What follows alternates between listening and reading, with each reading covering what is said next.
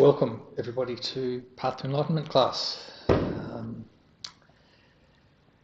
We're beginning with a light offering from the Tibetan Buddhist Society, and the merit of this offering of beautiful radiant light to the Buddha is for our dear friend and long-time supporter of the Tibetan Buddhist Society, Jeff Lynch, who's been quite unwell for some time now, experiencing the effects of long COVID. And so we make this offering with the thought and the prayer that the merit of it be dedicated to the cause that Jeff very quickly returns to good health and full strength, that he and Hilary and all of their family are held in the compassionate care of Geshe Loden and all enlightened beings, and that all beings experiencing illness, including long COVID, are also protected and quickly return to full health. And so we can meditate like that for a short time.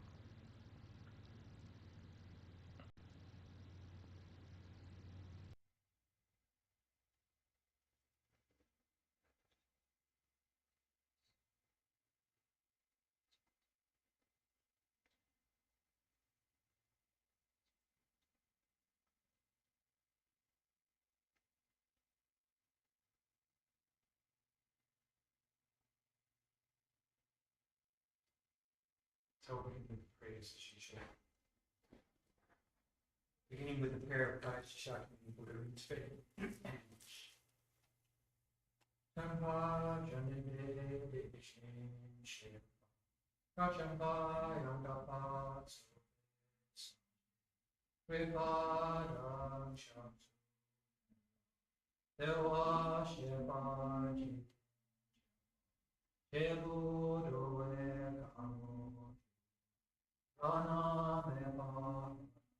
Namji Dhampa Sanje Chandende Peljawa Shakya Dupala Shasalo Churu Chapsu Chiwo. Teacher, Bhagawan, Tathagata, Arhat, perfectly pure and complete Buddha, all-knowing, having poise, Sugata, apprehender of the world, navigator of beings to be subdued, incomparable, teacher of gods and humans, to the Buddha, the Bhagawan, the glorious conqueror Shakyamuni, we prostrate, make offerings and go for refuge. Refuge in bodhicitta prayer. Sangye Dang Tso Ji Cho Nama Jang Chu Baru Dani Jas Ji Dai Jens For Ji Be So Nam Ji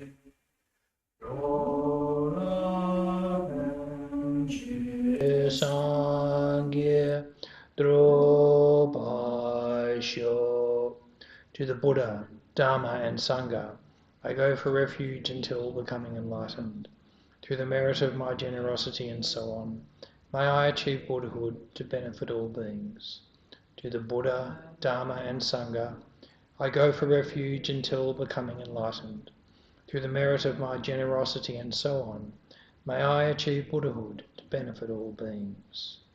The short mandala offering.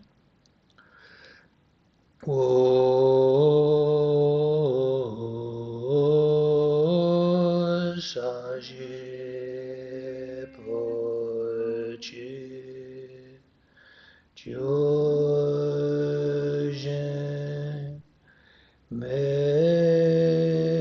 to tram re ra leng jen yere jen pari sangye jen do mende o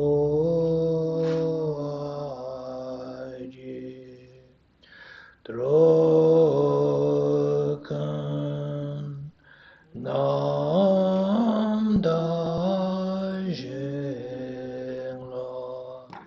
Chupasho.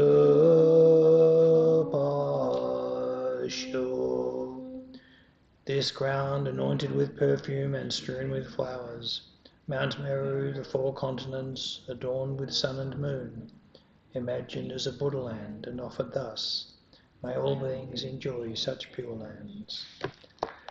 The 7-Link Prayer. I prostrate my 3 doors with a mind of respect, and offer all actually arranged and mentally emanated offerings. I reveal all the downfalls and negativities that I have ever collected, and rejoice in the virtues of individuals and superiors. Please remain perfectly abiding until samsara is no longer seen. I request you to turn the vast and profound wheels of Dharma. I dedicate the virtues of myself and others to the great enlightenment. Prayer of lineage of gurus. Today we'll do it just in English. Body born from 1,000,000 magnificent excellent virtues, speech fulfilling the hopes of infinite beings, a mind that sees all objects of knowledge precisely, I bow my head to the chief among the Shakyas, supreme sons of the incomparable teacher, carrying the load of all the conqueror's deeds by their emanations appearing in countless realms. I prostrate to Maitreya and Manjushri. The mother of conquerors is difficult to fathom. The precise thought is in commentaries written by Jambuvipa's ornaments, Nagarjuna and Asanga. I prostrate at the feet of those most renowned in the 3 realms. From these 2 great chariots come the excellent lineages of the paths of profound view and vast deeds, their essential points gathered thoroughly and without fault. Prostration to the lamp holding this treasury of instruction, giving explanation through compassion, by seeing precisely and completely the essential points of all paths of Sutra and Tantra, holder of the conqueror's entire holy Dharma, prostrations to the glorious Losang Dragpa. I, seeing all the infinite teachings, supreme way of crossing for those entering the journey's liberation, moved by compassion to deeds skilled in method, prostrations to the spiritual masters who make everything clear. The great treasury of excellence on page 27. The kind master is the basis of all qualities, and proper reliance is the root of the path. By seeing this excellence and through much striving, bestow blessings to be devoted with great respect. This gentle support of freedom, obtained this one time, is most difficult to achieve. Knowing its great value gives rise to a mind seizing its essence constantly day and night. Bestow blessings to generate this continuum unceasingly. It is like a bubble in water, this constantly moving body and life. Thus remember the swift claps of death. Beyond death, like body and shadow, white and black karmic results follow after.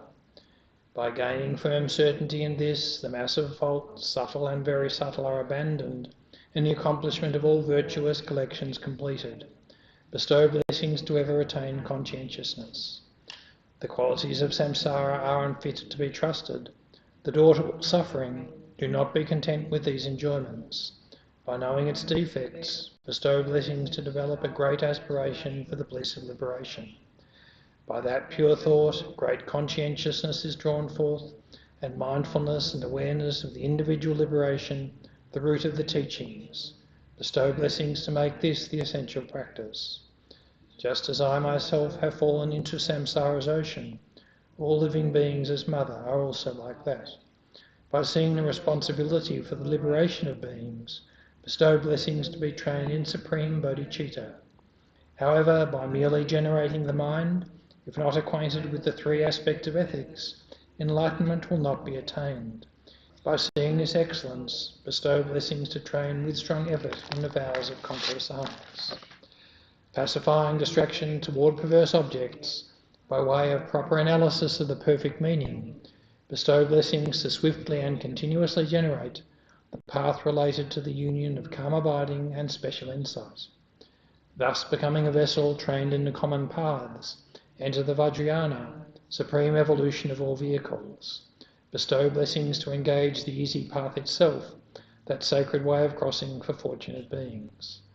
The base of practice for the 2 aspects of attainment is when guarding the pure vows of commitment is found to be genuine and certain. Bestow blessings to protect them even at risk of life. Then, by understanding properly the important points, which are the essence of the 2 stages of the Tantra classes, Bestow blessings to practice according to these holy teachings, with continuous effort in the Supreme Four-Session Yoga. Like that, may the spiritual friend revealing the gentle path and the friends of proper practice stand firm. Bestow blessings to quickly pacify the masses of outer and inner hindrances. In all rebirths, may I never be parted from perfect gurus, in the enjoyment of the glorious Dharma, by utterly completing all qualities,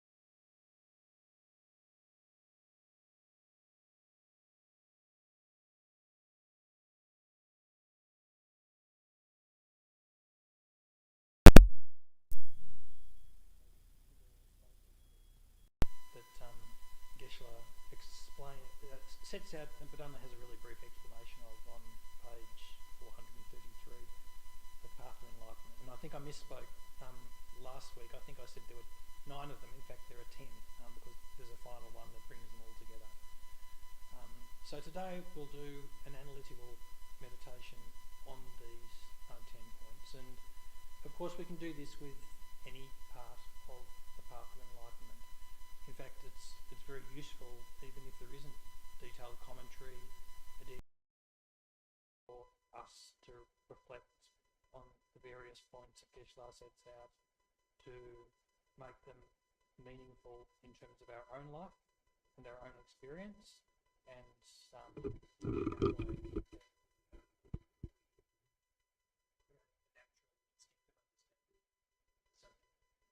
and in particular, in this case, the whole point of reflecting, meditating on the faults of delusions is that we build up a natural aversion to them.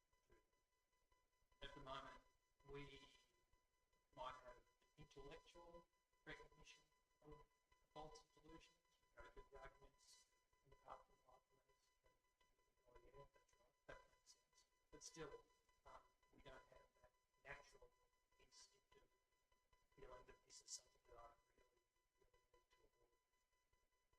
Through understanding the actual faults of delusions, through building that up to wisdoms of listening, thinking, and meditation, we cultivate the state of mind that absolutely would not go near a deluded state of mind. Just as if we came across a plant that we knew to be lethally poisonous, there's no way that we would pick it and start eating it. Just as if we saw a flame in front of us, we wouldn't stick our hand in the flame. We need to cultivate that same recognition of delusions, and we do that by actually learning and understanding their faults. And of course, bearing in mind that delusions are far more damaging to us than the worst poisonous plant. They're far more damaging to us than the hottest, most destructive fire in terms of its effect on our current and future lives. So we'll begin with doing a brief relaxation meditation, and then we'll contemplate each of these 10 points. So beginning by sitting in meditation posture, sitting comfortably, back straight, hands folded in the lap, right hand on the left palm where the thumb tips touching, arms slightly extended out from the body of the elbow, mouth, jaw and tongue relaxed.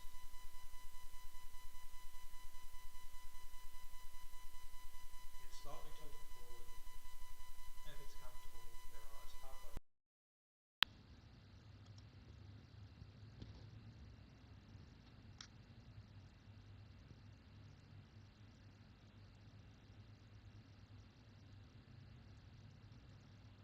And set mental motivation for our practice? Recall that because mind is continual, because everything that goes through my mind, everything I create in my mind, influences the next moment of mind. There will definitely be some future result of this time that we spend in meditation.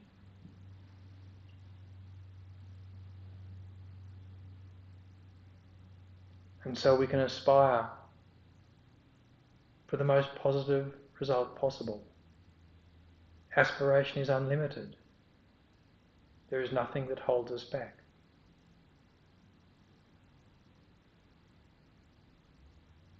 So the best possible result of this meditation practice is that it's the seed of our own enlightenment in our own mental continuum.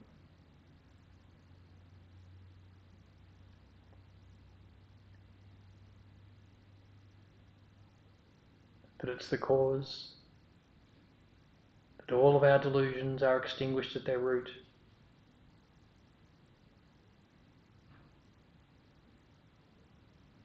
That all of our positive qualities,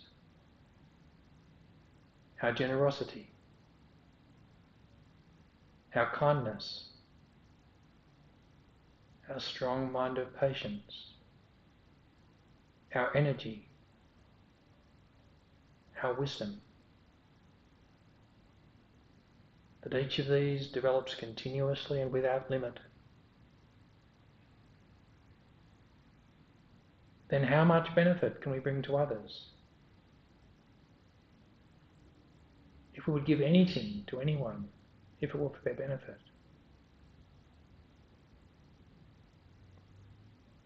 When, in our future continuum, we never have a moment of harmful thought towards another, only kindness.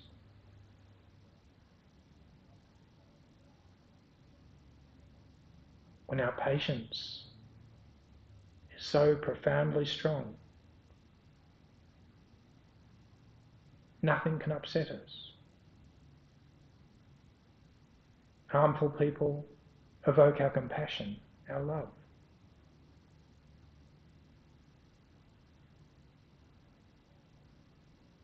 When, in our future continuum, we give birth to the result of complete, perfect enlightenment. When our only thought is benefiting others, and we have every capability to act on that motivation.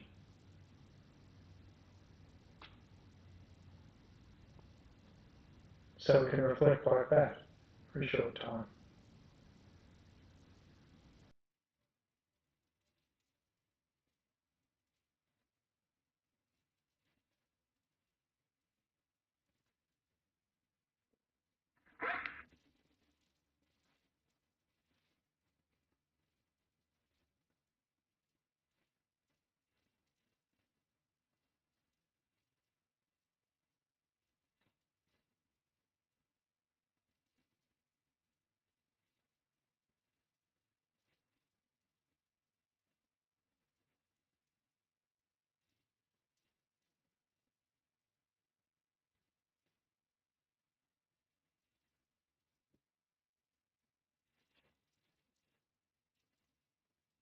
Then for a short time, settle the mind further with the practice of breathing meditation.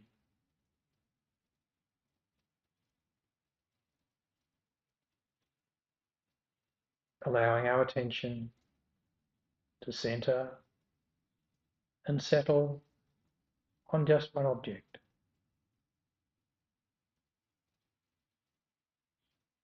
Simply observing the natural rise and fall of our breath.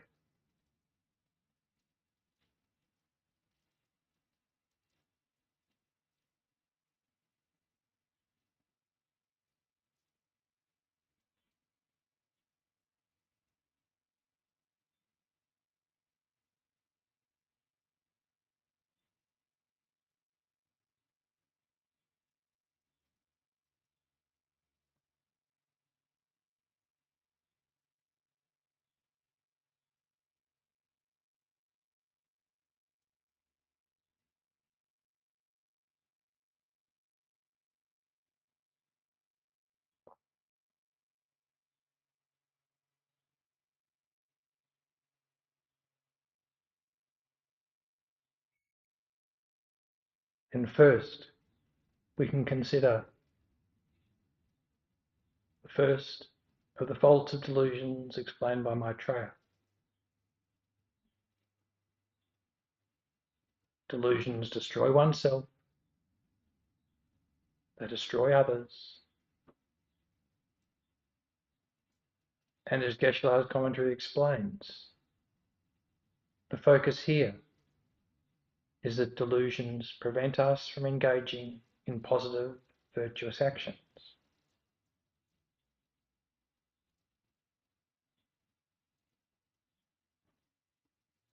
So, we have a finite amount of time left to us on this earth.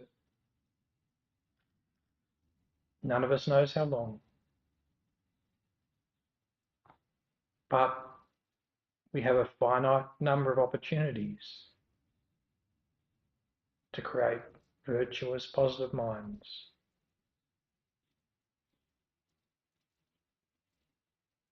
A finite number of opportunities, decreasing every day, to benefit others.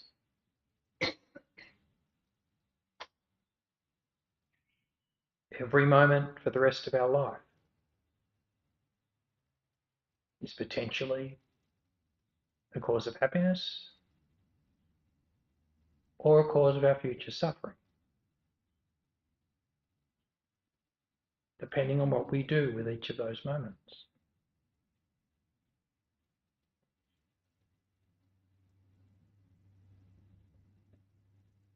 What's the best case scenario? We use every one of those moments only with positive minds,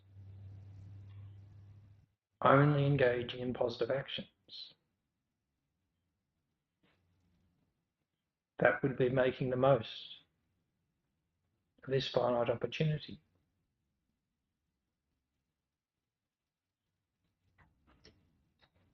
Every moment that we don't do that because we are controlled by our delusions is a moment wasted.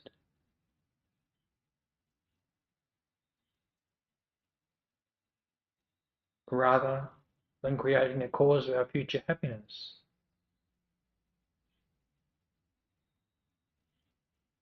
we've used our unbelievably precious time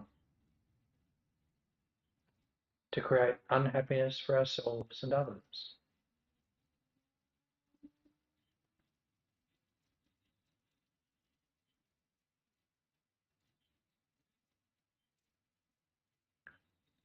Secondly, delusions destroy our ethics. They cause us to lose control. And so we don't experience the benefits from practicing ethics.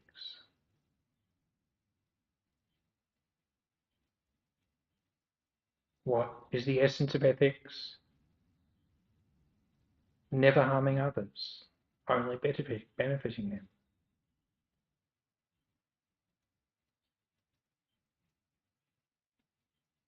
Again, we can reflect that we have a limited amount of time on this earth.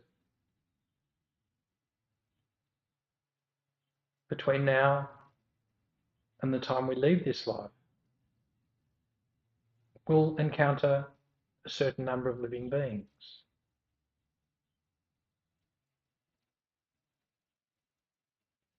Every one of those living beings we know never ever wants to be harmed, to be treated badly.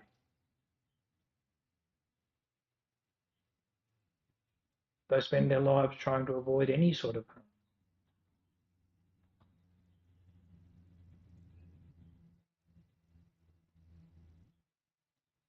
The way that we deal with each of those living beings that we come across has the potential to either hurt them or harm or benefit them.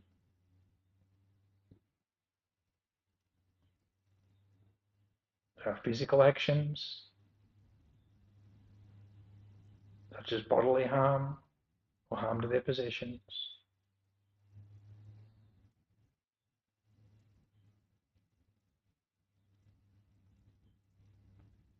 actions of speech, such as hurtful or unkind speech, actions of mind, when we regard them unkindly.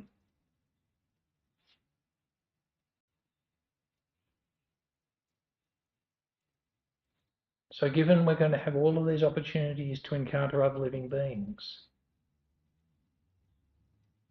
do we want to feel at the end of our lives that we've actually caused harm to others when we didn't need to?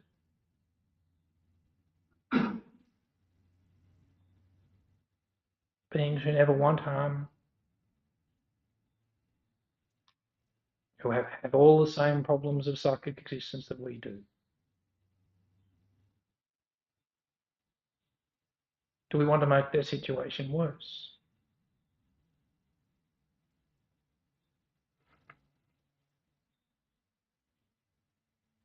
What protects those living beings and what protects ourselves is our own mind of non-harmfulness, our ethics.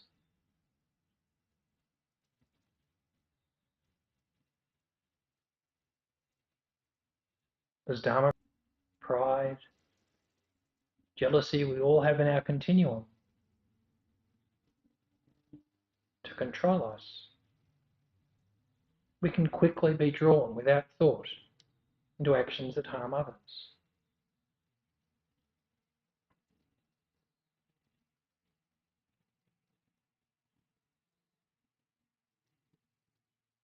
Thirdly, Maitreya said that delusions decrease and degenerate all of our good qualities, our virtues.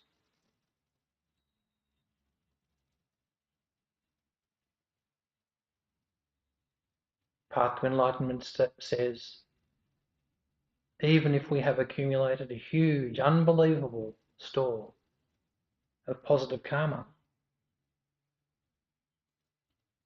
through negative actions, we can almost destroy their power to produce positive results.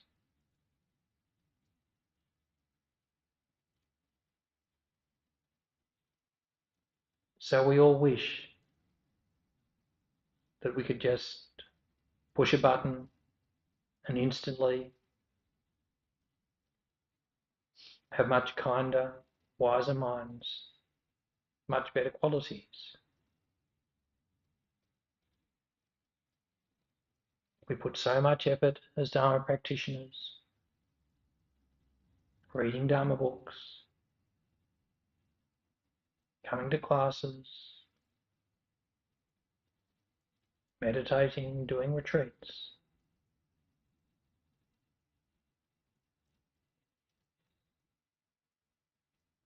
We like to think that by doing this, we can step by step improve our minds,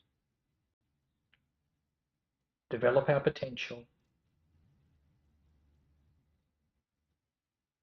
really become a useful, positive, kind, living being.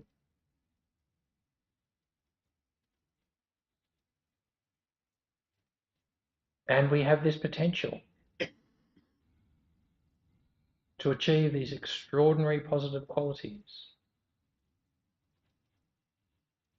What is the only thing, the only obstacle to developing those potentials?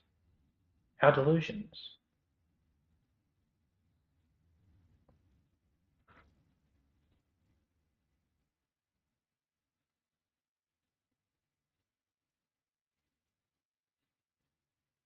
Delusions, fourthly, harm our livelihood. And Geshe says they produce arguments.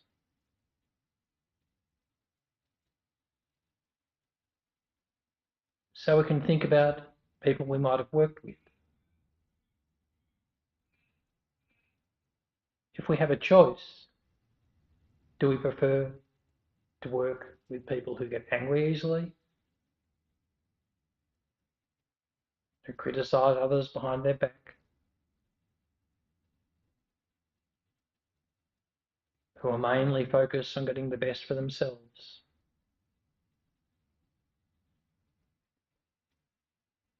who have a very high opinion of themselves.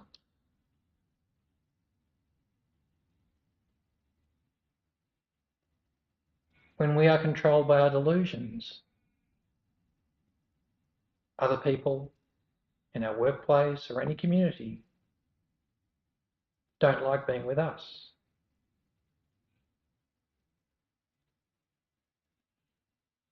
In a workplace, if we have clients or customers, if we have a negative mind, we won't be trusted to deal with them.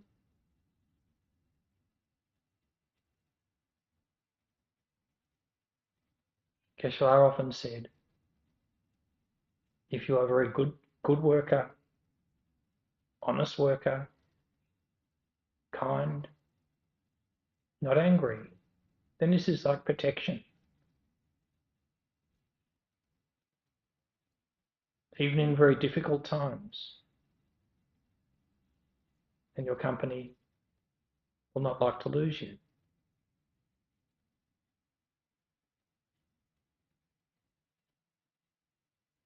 Whereas if somebody is mainly focused on themselves,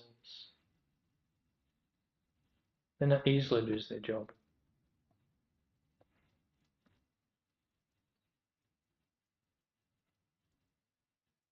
Delusions are also disparaged by Buddhas and displeased Dharma protectors.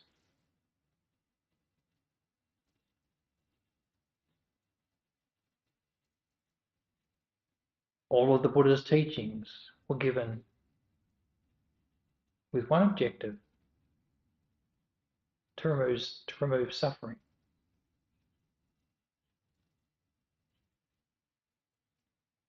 And he told us why we have this problem of suffering. Because we have true cause. We have delusions.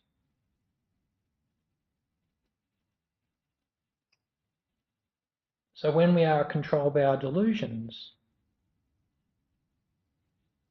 we're going in the opposite direction to what the Buddha taught.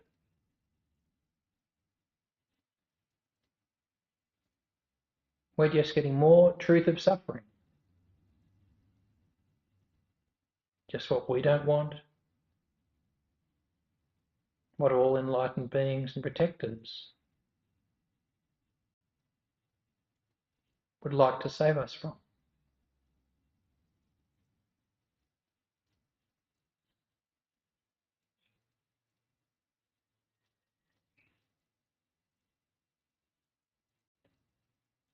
Delusions cause conflict and argument. Geshe says they harm our reputation.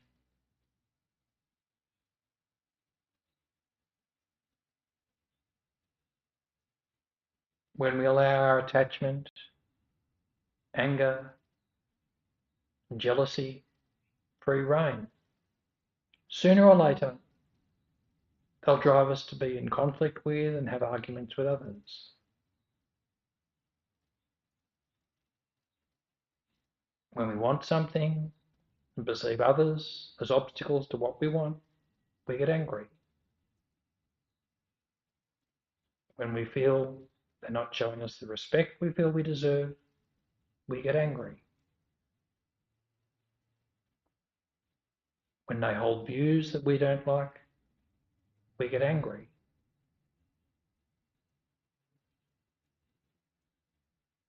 Nobody likes argumentative people.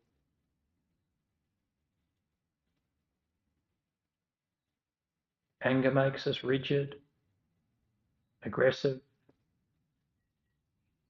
offensive, and childish.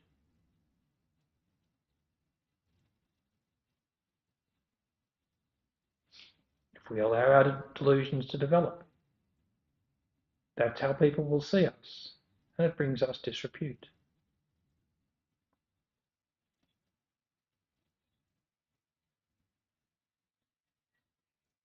Delusions bring us rebirth in the lower realms, and in doing that, they destroy the most precious thing we have, the opportunity to practice Dharma.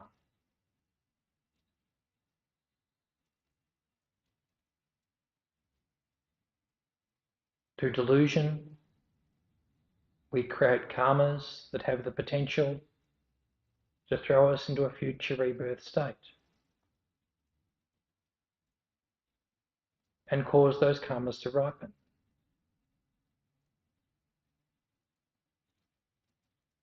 What potential will ripen for us at the end of this life?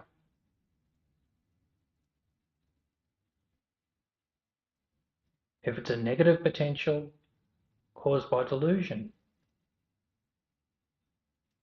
then we can say goodbye to the chance to practice Dharma.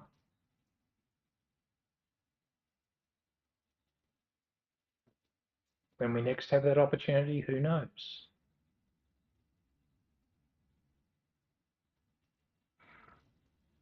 If our delusions create a rebirth for us, conditioned by negative karma,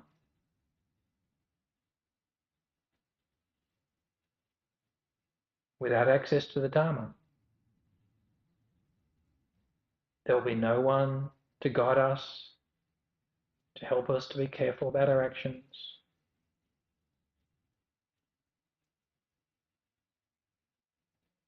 No one will give us guidance to avoid negative minds.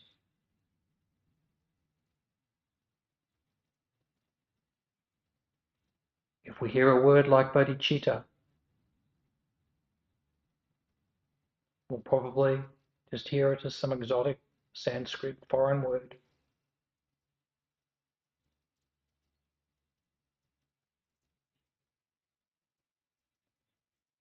If we hear about emptiness, we'll probably think it's some mystical, paradoxical idea, or mistake it for nihilism.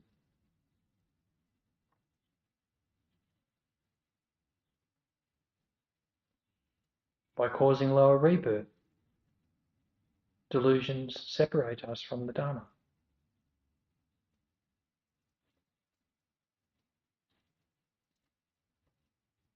Delusions cause us to lose any knowledge and attainments that we have.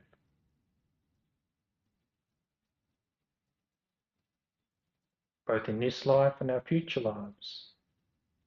Whatever qualities and understanding we have, delusions can cause them to degenerate.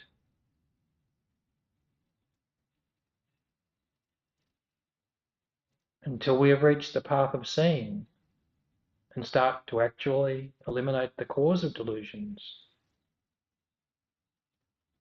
they pose a danger to us.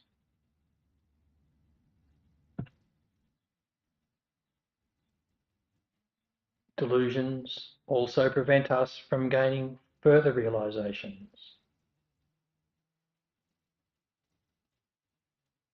We have the potential to gain inconceivable qualities,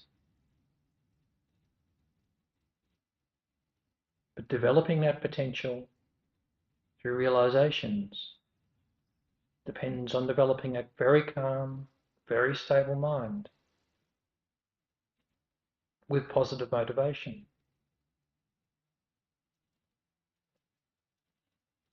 Delusions are the opposite of a calm, stable mind.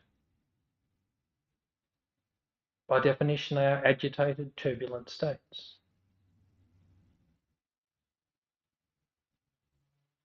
Delusions are the opposite of a good motivation.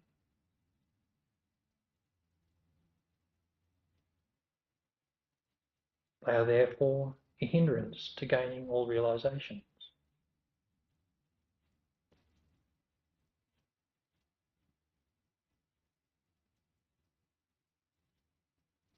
Finally, delusions bring great suffering in all of these ways. Every suffering we have now, have had in the past, or will in future, every one, its root cause is delusion and only delusion. This is literally true.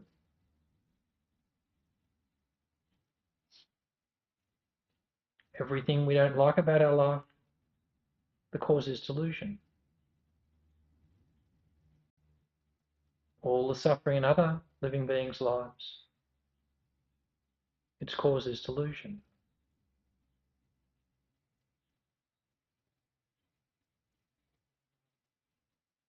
The conditions that we often think is causing our problems,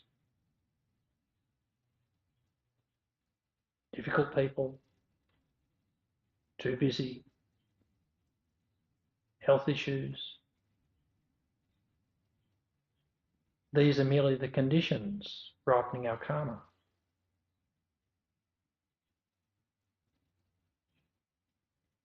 The root cause is delusion.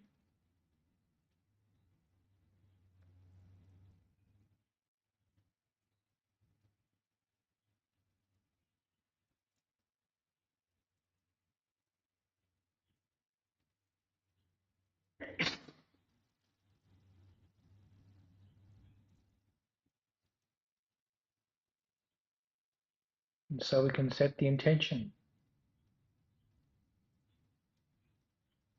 based on the motivation at the beginning of our meditation. Above all, to do our best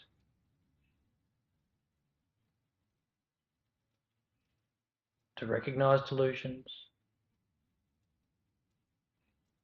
understand delusions, reduce our delusions, and ultimately, for the benefit of ourselves and all others, to eliminate our delusions and cause of delusions,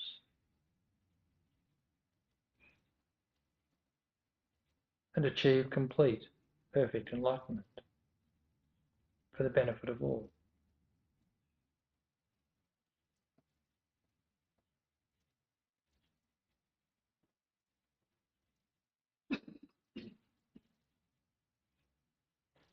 We can release our attention and complete the meditation.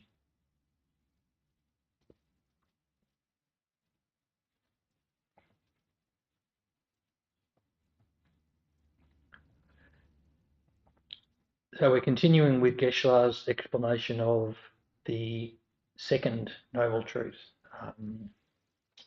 namely true causes. And no surprise based on what we've just been talking about in the meditation, that the true cause of suffering is delusion. And Geshe-la explains this subject in 3 sections in Path to Enlightenment. The first being how delusions arise, which we've been going through in the last few weeks.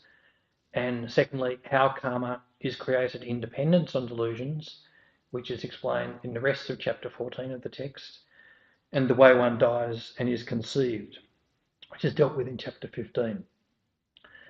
So having finished the first of these, today we'll continue with the second, how karma is created in dependence on delusions. And Geshe-la's explanation of this begins on page 434 of the text. This explanation has 2 basic parts that Geshe-la sets out on this page. So the subject is discussed under the headings, firstly, identifying the karmas, and secondly, how karma is created. Identifying the karmas. So as we go through this section, which talks about 2 different aspects of karma, we might be thinking at first that this sounds rather different from the type of explanation that we've heard of karma before, both generally and in chapter 11 of Path to Enlightenment. So just hold that thought and we'll come back to it after going through Geshe-la's explanation of these 2. So Geshe-la says, so he begins by saying, all karma is created in dependence on delusion as either the karma of intention or the intended karmas. And then he explains the karma of intention as follows by quoting a Sangha in his compendium of knowledge, where he says, if you ask what is karma of intention, It is a compositional action of the mind that functions to engage virtuous, non-virtuous, or neutral objects. We might wonder what that means. Is a compositional action of the mind? Well, Geshe actually uses this term and defines it on page 464 of the text, where he's explaining the 12 dependent links. Compositional action is one of the 12 dependent links, and there it's defined as a mental factor that has the function of throwing one into a future existence. And he explains that it's called that, so it's called a compositional action because it composes or brings together all conditions for the experience of pleasurable or painful experiences and rebirths.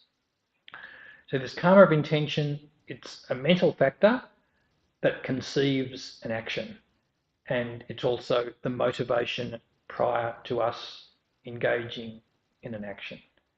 So pulling all that together, it's a state of mind that we generate before we do something. It engages positive, negative, or neutral objects, and as a compositional action, it's capable of creating or being the seed for a future rebirth state. Secondly, there is the intended karma, and the intended karma, on the other hand, whereas the first is generated prior to the action, at the beginning of it, this is a mental factor that we generate at the time that we're actually performing or carrying out some action of body or of speech. So as Geshe says, the intended karma actualizes what was intended by the karma of intention. So Geshe gives an example here. Supposing we have, and we'll go into this a little bit more detail, suppose we have a thought to shoot somebody. That involves the karma of intention, an intention prior to engaging in an action. The intended karma is the mind that we generate when we actually pull the trigger and watch the person die. So Geshe summarizes this by saying, all karma is therefore created and accumulated by the mind, that is, by these two mental factors, karma of intention and intended karma, whether or not it involves body and speech. So it's a mental factor of one of these two types.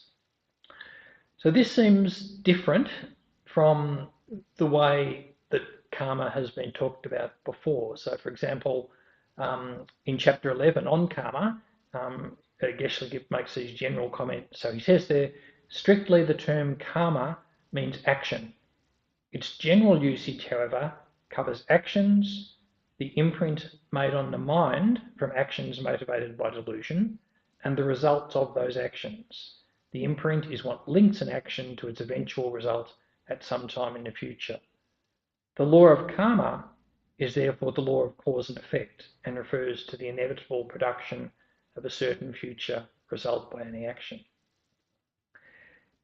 Here, though, when we're talking about these two, we're focusing on what it is that initiates or conditions the cause of these karmic results. So what are the specific mental events that give rise to the chains of cause and effect that results in us having experiences of happiness or suffering in future?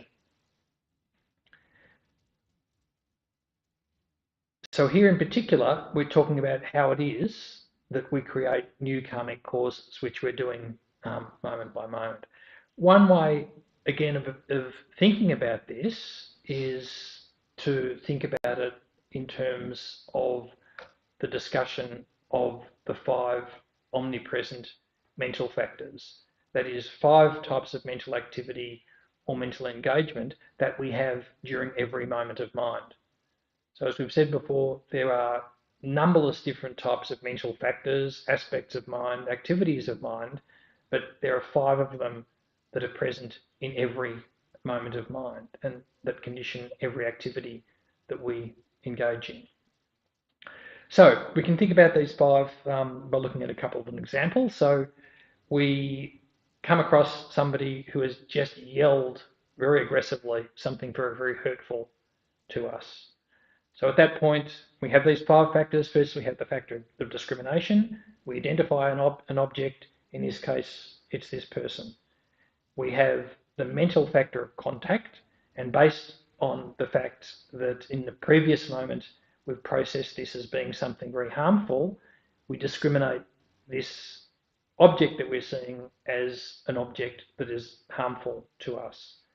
We have the mental factor of feeling. At the same time, we have a feeling of unpleasantness about this whole thing that's going on in front of us, this object. Our mental factor of attention, at any one time, there are innumerable different pieces of data that are coming into us. Attention is what zeroes us in on a particular type of sensory input. And so in the case of somebody yelling at us, the thing that all of our attention, all of our mental energy is drawn to is this very unpleasant object in front of us. The fifth one that's always there is the mental factor of intention. And this is the impulse to react, to do something in response to this thing that we're experiencing. And it's this one that's actually what we're talking about with the karma of intention. So even though we talk about it in terms of an intention that's conceived before an action, it's not something that's deliberative or thought out. Given the example that Geshe gives of the karma of intention to shoot somebody, it's not like the process we go through of planning it all out, of premeditating it, of getting the gun and so forth. With the karma of intention, we're talking about something that happens in the moment. So I guess so.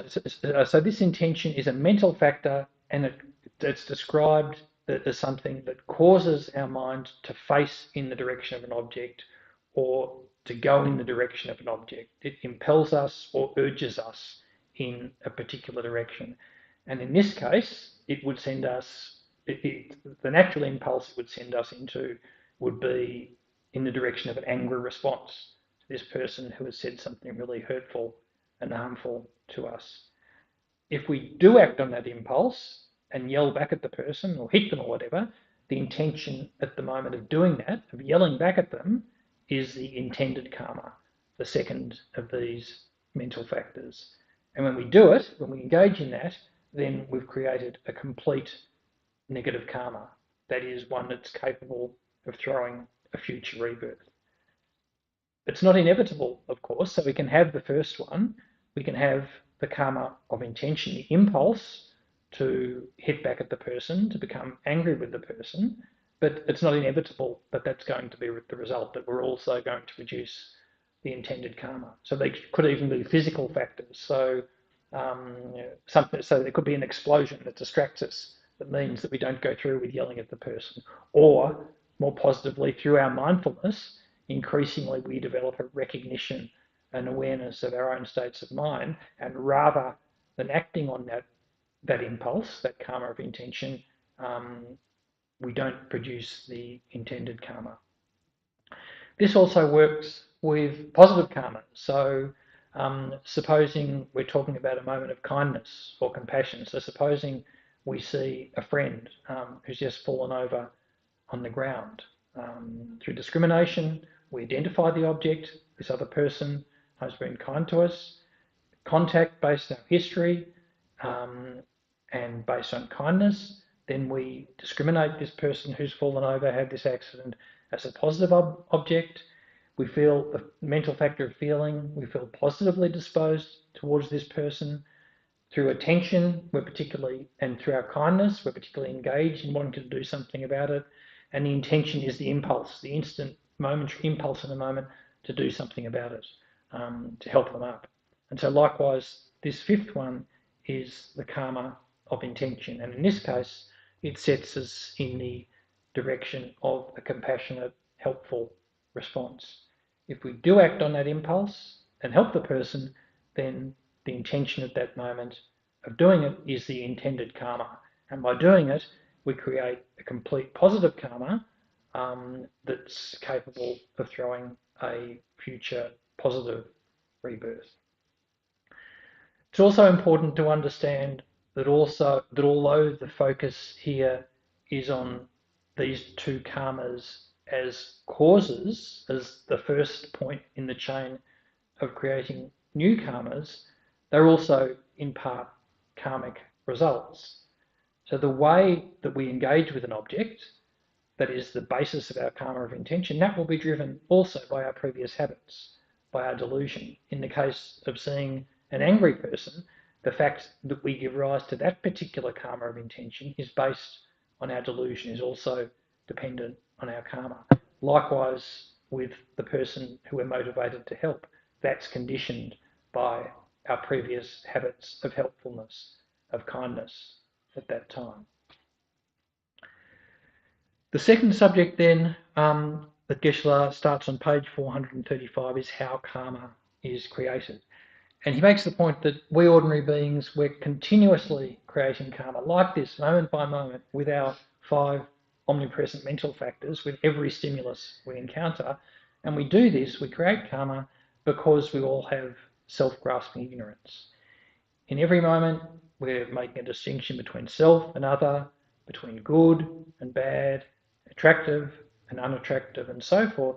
And because of that mental pattern, we're generating attachment, wishing to help in some cases, and aversion, wishing to harm or avoid on the other. And these resulting states of mind of attachment, anger, jealousy, so forth, impel us to create negative karma continuously. Even our positive actions, so while we have self-grasping ignorance, even our positive actions, even our kindness, our generosity, and so forth, they're going to be the cause of positive results, but they're cause of samsaric results. They're cause of future results in psychic existence because they are based on our self-grasping ignorance. And because of that, they're described as contaminated in the sense that they can't produce pure, lasting, reliable happiness. They can only produce temporary happiness within psychic existence. It's different with a superior, that is somebody who has perceived emptiness. If once we become a superior, we never create any deluded karma because we've overcome this basic self-grasping ignorance. Geshe said, "It is said that those who see the truth, that means perceives emptiness, cannot be impelled, and that superiors who do perceive emptiness directly only ever create uncontaminated, meritorious karma, only positive karma that can only produce happiness in future. As long as we are under the influence of self-grasping ignorance, though, the true cause of suffering, then we will continue. It will be unavoidable that we will create some non-virtuous karma because we have the cause, we have the delusions. On the other hand, at the very moment, the instant that we directly perceive emptiness, we instantly put a stop to that.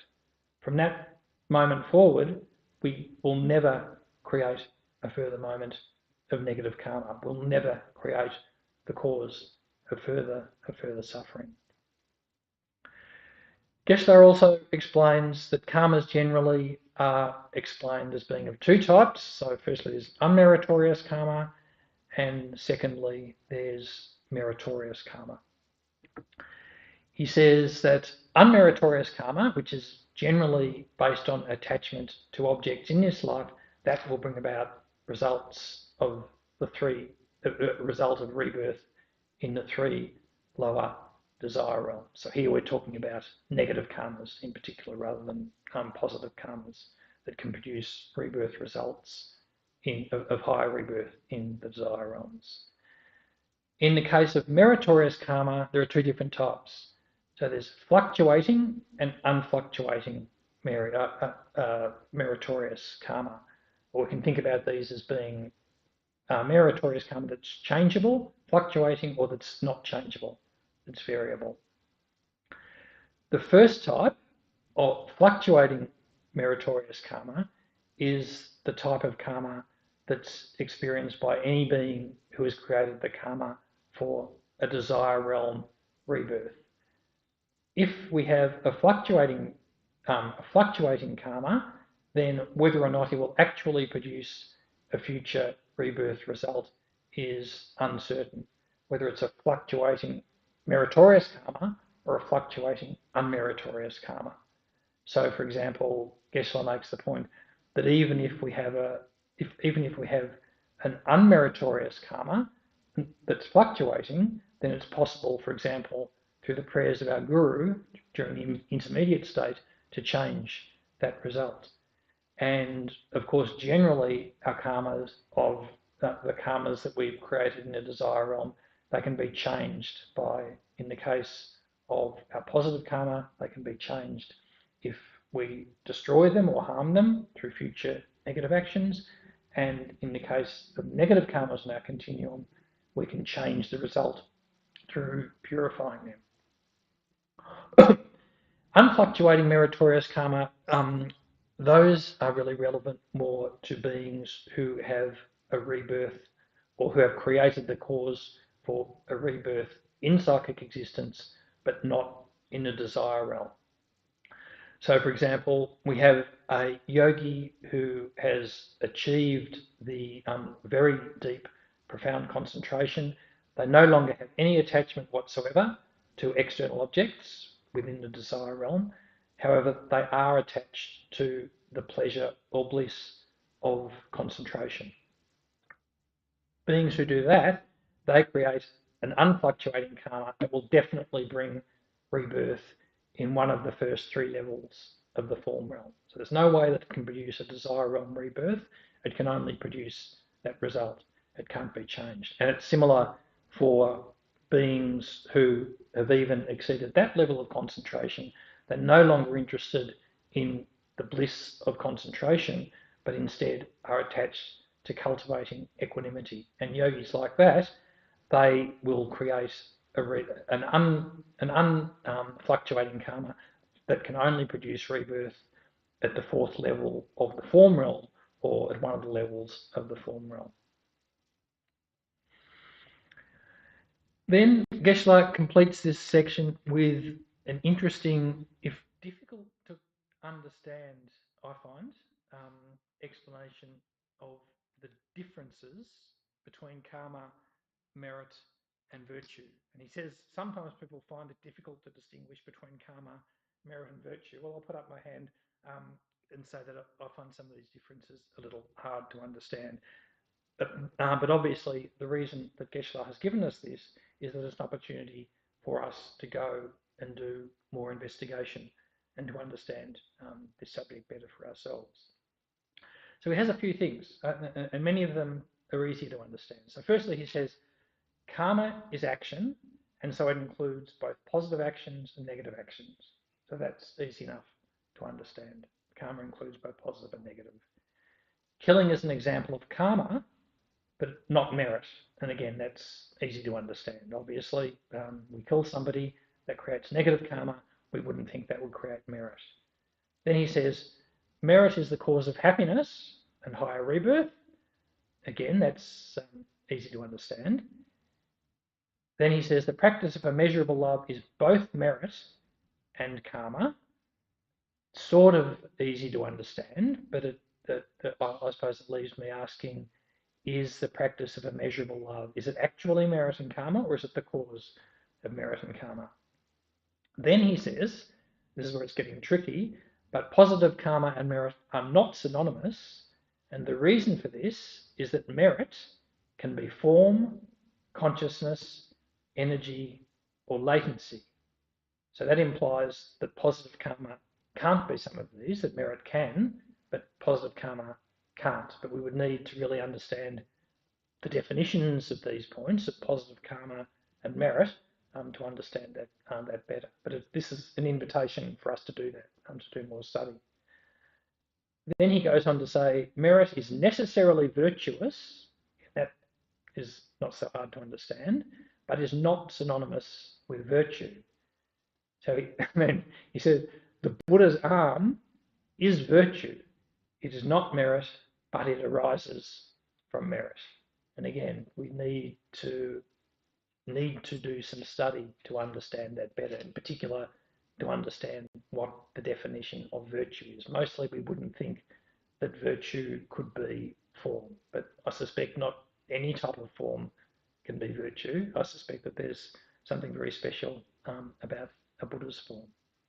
But again, this is something, and I was interested to see, I checked Lama Tsongkhapa's Lamrim Chenmo to see if he had a corresponding commentary on these, and he actually doesn't. So it leaves me really interested to find out where Geshe has derived this from. I assume that it's on some of the texts about tenets, and I certainly do recall when Geshe taught about tenets that he did talk about schools that say that merit can have form.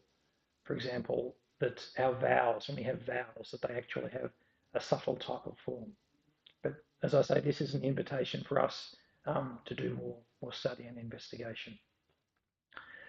So Geshe then completes this chapter by saying, by our various karmas, through our own karmas, we're pushed into our own rebirths. We create our own future, whether that's a rebirth in the desire realm, the form, or the formless realms.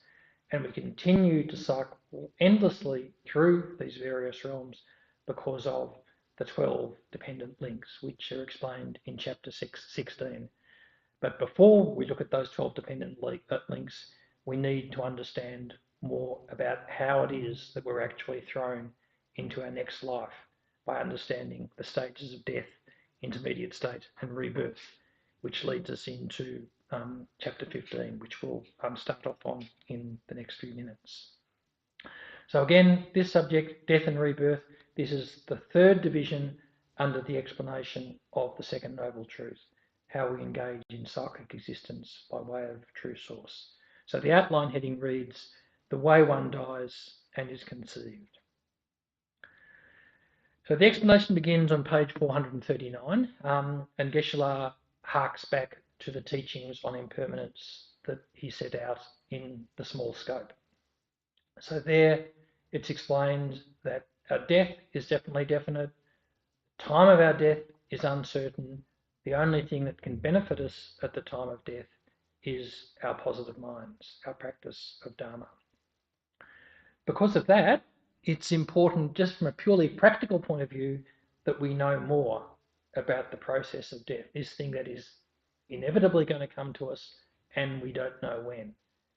Our death is the launching point to our next life.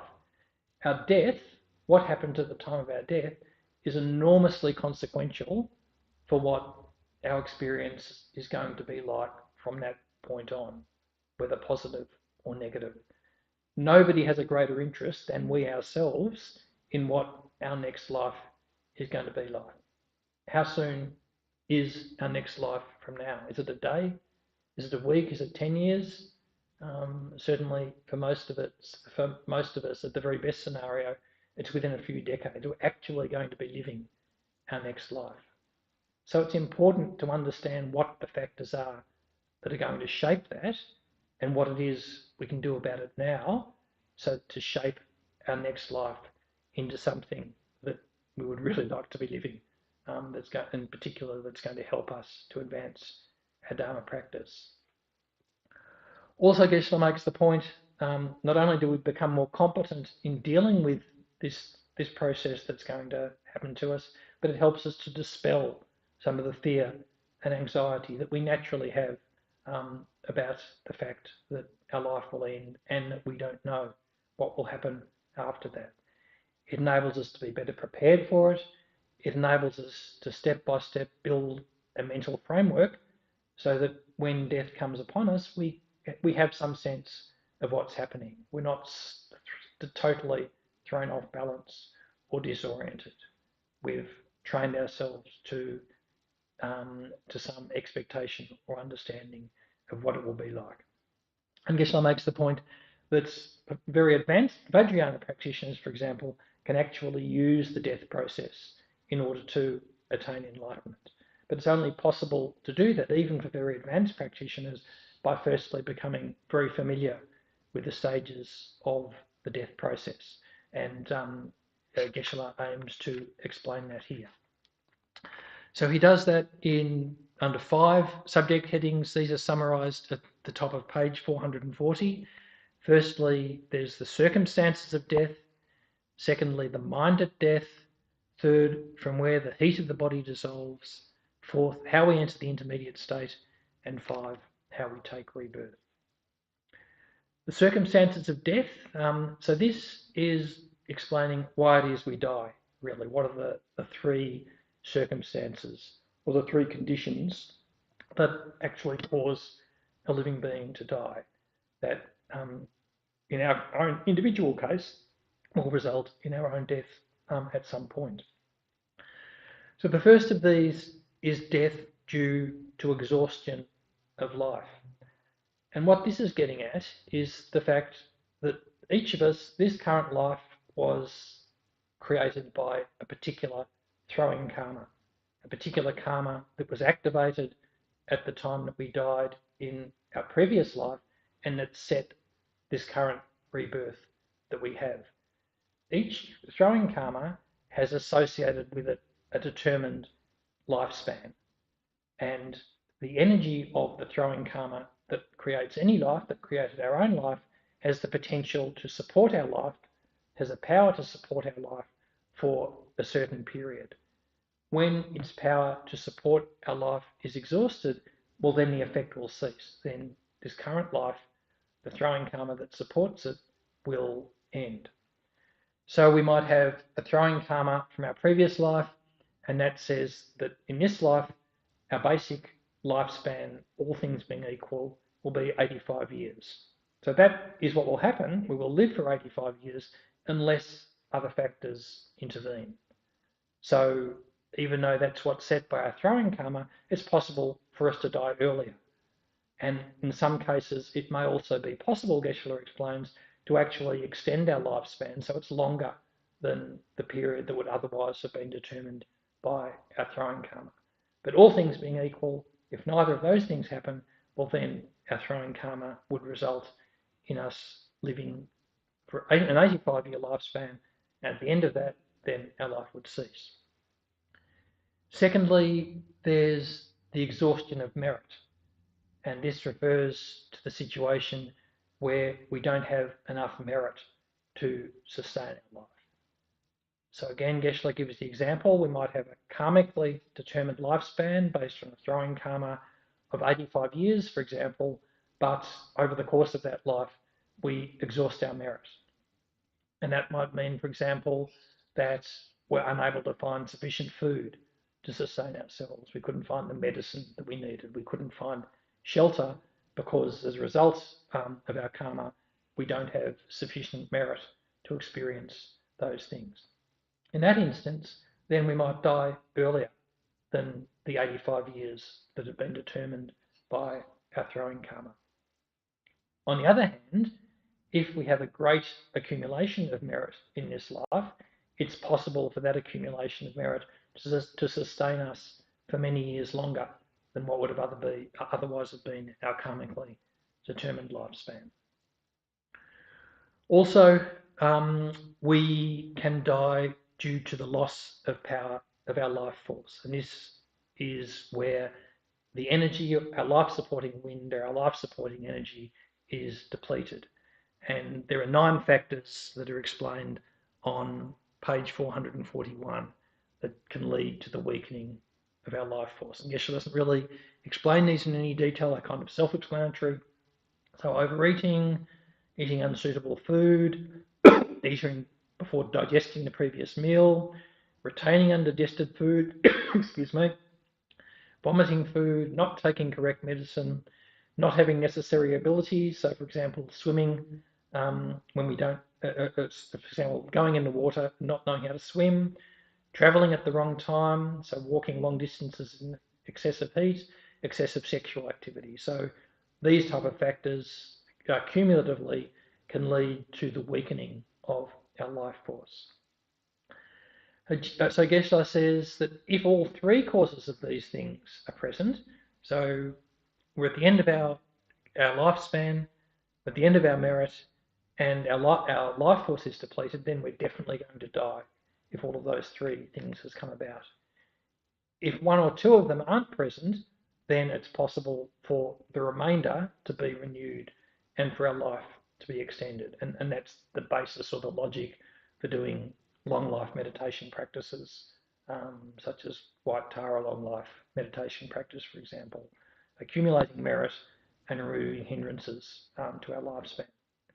But we can do that, but no matter how far we extend our life by these methods, there will definitely come a point where it will end. We aren't able to extend our lifespan indefinitely. And the very most important thing, the thing that really matters at the time that we approach death, is our state of mind. And that's because it's our state of mind that determines our next rebirth state. Geshe explains the three possibilities beginning on page 442. So the three possibilities are death with a virtuous state of mind, death with a non-virtuous state of mind, and death with a neutral mind. I won't go into, I won't actually start the explanation of the three this week because we're short on time, but I'll just mention Geshe-La's initial comments about it that we can lead off with for the next class. So he says that as we die, what's actually happening is that our mind is becoming more subtle, or that our grosser states of mind, our grosser levels of consciousness, step by step weaken and cease to function. And because of that, our gross conceptual minds, our conscious conceptual minds cease to function. We cease to have awareness. Nonetheless, we have subtle states of mind, subtle conceptual states of mind, and those subtle conceptual states of mind remain even after the grosser conscious levels of states of mind cease to function. And this gradual decline or depletion or dissolution of these grosser states of consciousness can be explained in terms of 8 different stages. For an ordinary person like ourselves, our subtle states of mind, if we're talking about them being virtuous, non-virtuous, or neutral, the subtle states of mind are also neutral. Are always neutral. They're neither virtuous nor non-virtuous. Our gross states of mind, though, do have the attributes of being virtuous, non-virtuous, or neutral. So a gross state of mind would be virtuous, would be a mind of kindness, a mind of compassion, a mind of bodhicitta, and so forth. A state of mind that would be non-virtuous would be a mind of anger, big ego, and so forth. It's the very last gross state of mind that can still be either virtuous, non-virtuous, or neutral that will throw our next rebirth state. So it's that one moment of mind at the very end of our life that's hugely important in determining what we're going to be doing for the next little while in our next life, what our environment's going to be like, what sort of person we are, what sort of experiences we have, depending on whether that last, final, gross moment of consciousness is either virtuous, non-virtuous, or neutral. And the way that plays out is explained under these next 3 headings. But because we have exhausted our karma to hear any further today, having reached nearly 5:30, we'll take that up when we next meet, which will be in 3 weeks' time, because we have commemoration prayers next week, and then we have Father's Day the week after.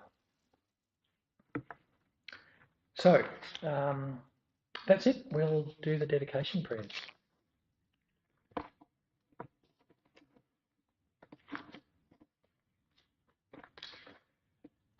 So we'll do the final prayer of the graduated path in Tibetan and English.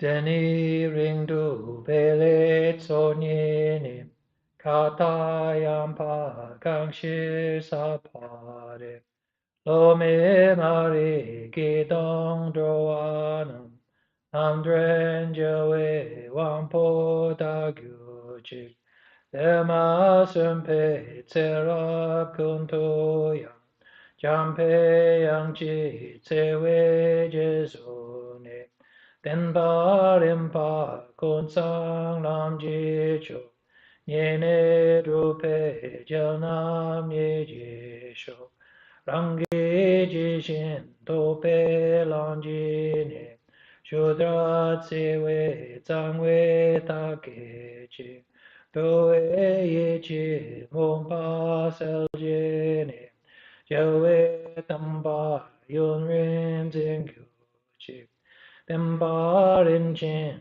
chogi ma chabang chabchan yamba jupe chode inje chambo yera chopai pende tere zawa je pasho seje jawe mejung chin lele Pedro Jiangzhou Lam Jirim Pechang Daru Nam Chi Yila Peltesh Jiawei Tsepa Ringdo Chong Chu Jik Lam San To Pe Tun Chen Dro Je Chin Gil Chen Sel Je Medang Me Me Kum Tsera Kuntu Jiawei Nga Pa Yi Namda lamda drewa ma chu chi. Yang tse te pa chola chu chu chu. Su xin ru la tsumba de ye tse. Tu den nan chi ta tu ro je chi. Ta shi jia tsu cho kyun cha ju chi. By the two collections, vast as space, massed with effort for a long time, may I become a chief of conquerors, a guide for all beings whose mind's eye is blinded by ignorance.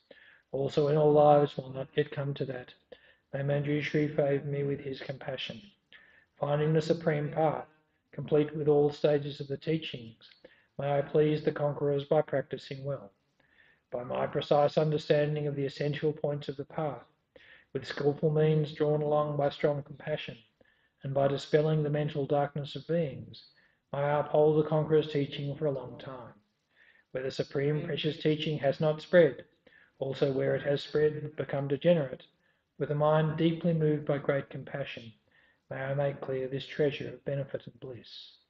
The stages of the path, excellently established by the marvellous deeds of the conquerors and their sons, give glory to the minds of those aspiring for liberation. May the conqueror's deeds be long preserved.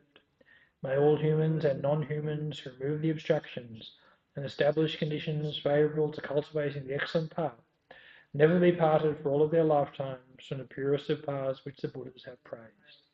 When someone makes effort to practice properly the 10 points of conduct of the Supreme Vehicle, may he always be assisted by the mighty protectors, and may oceans of good fortune spread out, reaching all. Gewani Cheboku Sonam Yeshe Sog Zog Shem Sonam Yeshe Le Jong Tamba Koni Topa Sho. By this virtue may all beings complete the collections of wisdom and merit and attain the two holy bodies arisen from wisdom and merit. Jiangju Sem Chorem Bo Che Ma Che Panam Che Jo Che Che Pam Nyamba Me Pa E Gong Ne Gong Du Sure. May the precious superior mind of enlightenment be generated in those who have not yet generated it, and not decrease in those who have developed it, but increase continuously. Thanks, everybody. Special thanks again to Manikam, and see you in 3 weeks' time. And just reminding you again, next Sunday, this time, we have Geshe-la's commemoration prayers that everybody is, we'd be delighted if you can join us. Okay, thanks very much.